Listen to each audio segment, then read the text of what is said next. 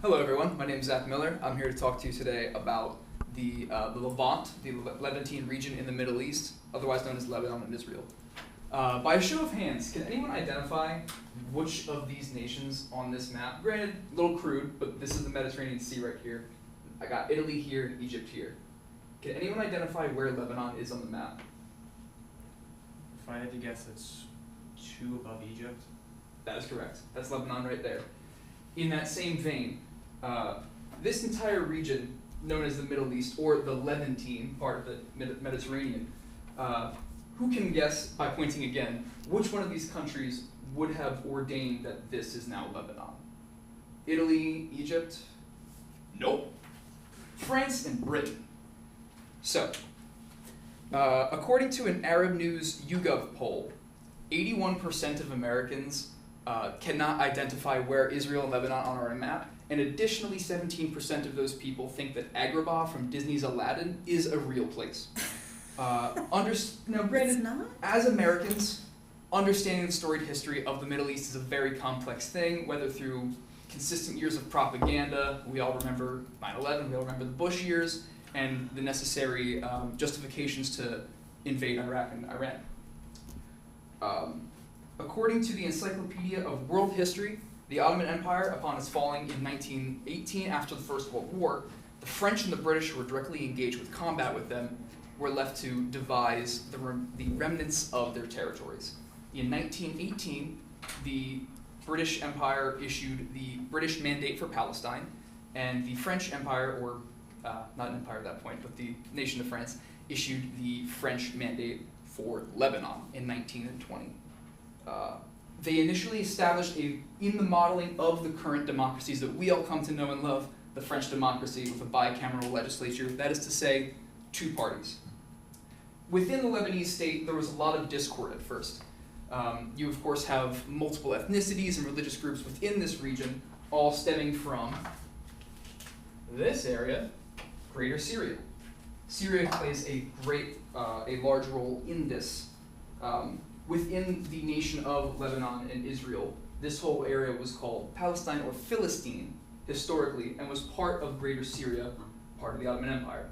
When this was all broken apart, you had, as of 1920, this was known as Palestine, and this was Lebanon. And the division was along 4 main vertices, that being the Maronite Christians, the Armenians who had just survived the horrific Armenian genocide by the Ottoman Empire and the Seljuk Turks, and the Sunni and Shiite Muslims who lived in Lebanon but desired a unification with the greater whole of Syria. The Maronite and Armenians were all about the French democracy and wanted an independent Lebanese state, whereas the rest wanted to rejoin the pre-war collective. Now, following the First World War and the institution of a Lebanese and Palestinian state, there was, of course, the Second World War.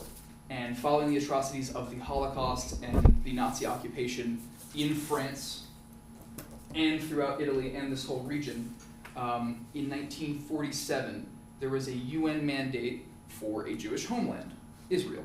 And at that point, it has taken the form that we all are familiar with today. According to the Columbia Encyclopedia, the event in 1948, known as the Nakba, which is Arabic for catastrophe, was an instance in which the provisional government of Britain, of the US, of France, the UN powers, facilitated a massive settlement campaign and displaced over 400,000 Palestinians. In the wake of that, an organization was formed called the Palestinian Liberation Organization. They were a direct resistance force to the IDF, the Israeli Defense Force, and the new occupying government. And between the years 1948 and 1967, they would be engaged in multiple bloody conflicts, ultimately culminating in the 1967 Seven-Day War. Following that Seven-Day War, within the next, from 1967 until 1982, the PLO would change bases of operations multiple times, and Israel would follow, or the Israeli government rather, would follow them into whatever territory they had been. So at that point in 1972, they were operating out of Syria. And then they operated out of Jericho, and then ultimately Lebanon. The PLO's operation in Lebanon led directly to the 1982 Arab-Israeli wars between Hezbollah, the current government of Lebanon, and Israel. Hezbollah was formed by a direct result of the Israeli actions in and around Syria to oust the PLO. They started by bombing the southernmost district in Lebanon, known as Da'iya district. This has become known as the Da'iya Doctrine, which was a military strategy employed again in 2000, in 2006, and most recently in 2024.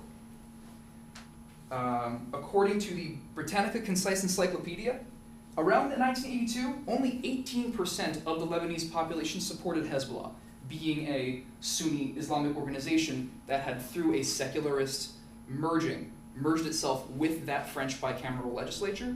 So essentially how that works is all of your rules and laws are made by this legislature, but every military operation is carried out by Hezbollah. Following the 1982 war, the support for Hezbollah skyrocketed 56% as a direct result of that Da'iya doctrine. The idea of the Da'iya doctrine is to apply direct pressure on the civilian populations of the nation by bombing that Da'iya district to try and employ them to put direct pressure on their local government and create civil unrest in a sort of way. This led to the Lebanese Civil War. The Lebanese Civil War finally ended in 1993 with the signing of the Oslo Accords under President Bill Clinton and allowed the Palestinian Liberation Organization to be recognized as the governmental force for Palestine, moved from Syria out of Lebanon into Jericho and the West Bank. Again, according to the Britannica Concise Encyclopedia, that war only lasted about 34 days and resulted in Israel's eventual retreat. About 18 years later, under a new Prime Minister, Benjamin Netanyahu, the Da'iya doctrine would continue under his administration. According to the Washington Report on Middle East Affairs from 1970 to 2019, the Netanyahu administration and the administration of Yevgeny Ben-Gvir took advantage of a series of two economic downturns in Lebanon. In particular, there was an international bank scheme that ran from 1970 to 2019, in which multiple investors from around the world took part in investing in Lebanese currency, and then did a series of stock buybacks through the banking system. And in 2019, it all culminated with many of these people pulling out, and the Lebanese people found, again, according to the Washington Report on Middle East Affairs, that they were unable to pull $3,000 worth of cash out of their individual savings bonds because all of that money had been taken to the US. That brings us now to the most recent part of Lebanese history, which is 2020 to 2024. Lebanon had experienced an actual uptick in economic prosperity and even peace at home between them and Israel and Gaza. Everything was looking pretty good up until 2020 with the Beirut port explosion. In Beirut, the government of Hezbollah stored something like 40,000 tons of ammonium nitrate in a port warehouse. According to, again, the Washington Report on Middle East Affairs, that warehouse was not fitted with sprinkler systems and had not had a routine fireman's checkup, I'm not sure what you would call it, since 1993. That explosion ended up killing 300 people and wounding 7,000. They still have not recovered to this day. That took out their major port in Beirut. As of this year, following Israel's invasion of Gaza, the Lebanese government, Hezbollah, launched a missile attack on October 8th and has been engaged in direct military conflict since then. And as of last month, the Israeli army has invaded Lebanon, killing 2,400 people, already eclipsing the amount of people that died in the 1982 war, which, again, within 34 days back then, and 34 days now, they have eclipsed it. Now, with that all being said, the history of the Middle East is very storied, and the primary thing that I have found in my research is that what leads to all of this unrest is simply foreign interference. It all began with the French and the British dividing the remains of the Ottoman Empire into two separate substrates. When those substrates came down to discord and the multiple religious factions couldn't live with one another, we got the current break-off into Lebanon, Israel, Syria, and now Turkey, as it currently is. And another 40 years pass, the apartheid laws still don't change. 40 years after that, we have the current conflict. So I'm hoping that by giving some context to all this, we can fully understand the mutual aggression, the eye for an eye of the whole thing, and truly bring about talks for peace. Thank you.